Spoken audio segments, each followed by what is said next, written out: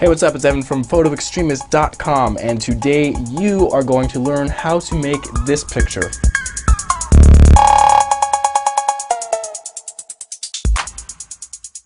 Now, how do we make something like that? Well, what we're going to be using is this little guy. This is called steel wool.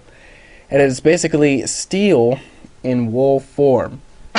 It lights on fire pretty easily. So what we're going to be doing is taking a lighter, lighting on fire, and it will start sparking, and it will just make sparks. You can also use a 9-volt battery if you want to. Rub it against it and it will light on fire and start making sparks. But we can't just hold it while it's making sparks. We're gonna have to put it in this guy. Now, what is this?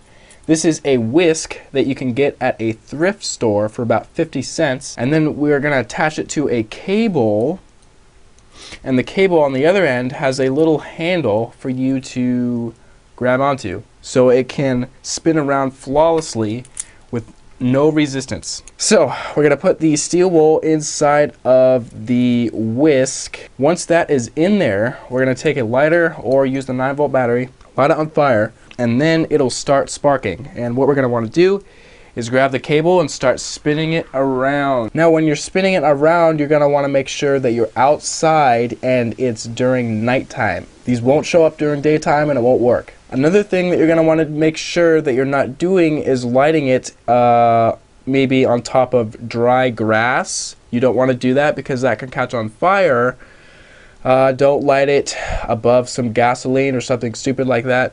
What I did is just spin it around in the middle of the road because asphalt is not flammable. You can also do it safely right after it rained for a long period of time in the grass or anywhere outside. Nothing will catch on fire, from my experience anyway. Now, when you're taking the actual picture, what you're going to want to do is put your camera on a tripod and then switch it up to manual mode. You're going to want to adjust the shutter speed to about 30 seconds.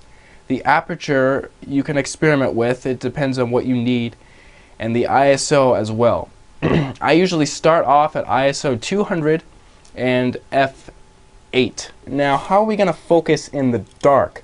What we're going to do is grab a little LED or flashlight, whatever you want to use, and put it in the middle of the place where you're going to be spinning the wool. So in this case, I put this right in the middle of the road because that's where I wanted my focus point to be. So I just popped this on the ground and I took my autofocus on my camera, focused up on this little point, and then I switched the camera to manual focus.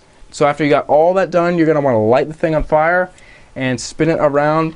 You can spin it around really, really fast and the sparks will go way out there. Or you can spin it down slower and the sparks will just kind of plop down onto the ground. And now there's different types of steel wool as well. Now, over here on the yellow side, you've got just zero. This type of steel wool is thicker. It's pretty durable. The sparks are pretty big when they come off of it.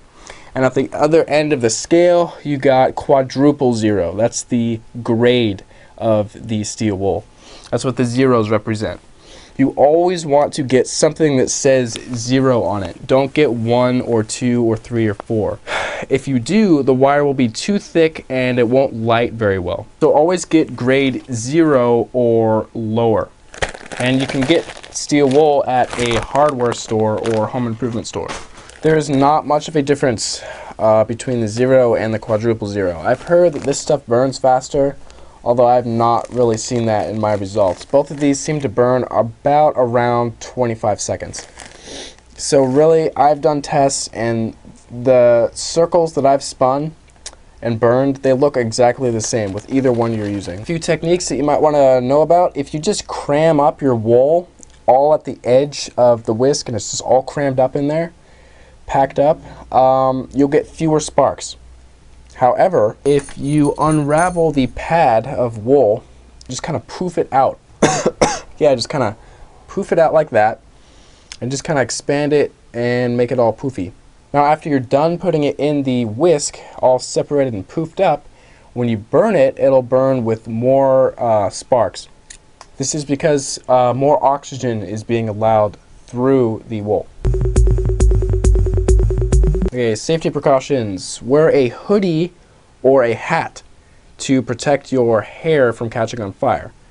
Wear long sleeves on your legs as well. Also, if you want to, use gloves. Goggles are a good idea as well. And having a fire extinguisher nearby is also a good idea. I've spun steel wool before, and when I thought it was all done, I walked away to get a new steel wool, and then when I came back, I noticed that the grass on the edge of the road was caught on fire, so I had to go over there and jump on it. Stuff like that can happen, so it's a good idea to have a fire extinguisher nearby. The location of where you spin the wool should always be considered when you're taking your photo. Some really cool locations I like are the beach. This is kind of bad though because it causes a lot of attention when you're spinning this around, and it also causes cops attention, and I got kicked out, so you might want to keep that in mind. Tunnels and underground structures are really cool because you can spin the wool and it hits the walls of all the structures, so it's like this plane or panel of sparks just kind of going across the building. You could do it outside on the grass, but only after it has been done raining for a long period of time.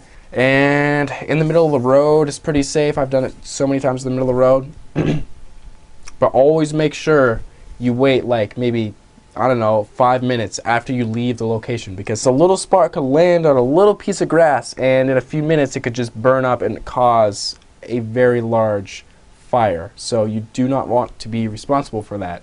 So that's just my way of using steel wool. If you have any other tips, make sure to leave a comment down below in the comment section so others can benefit from that. Now, if you liked this video, I have an ebook for sale that will show you tons of other tricks, including a bunch of long exposure ones as well. You'll learn how to take star trail photos, you'll learn HDR, you'll learn how to take pictures of fire, you'll learn levitation photography, the invisible man technique, Photoshop stuff. All that is in a 190-page ebook that I have up for sale. The link for the ebook is going to be down below in the description. So make sure to click on that link and take a look at it, and stay tuned for the next video.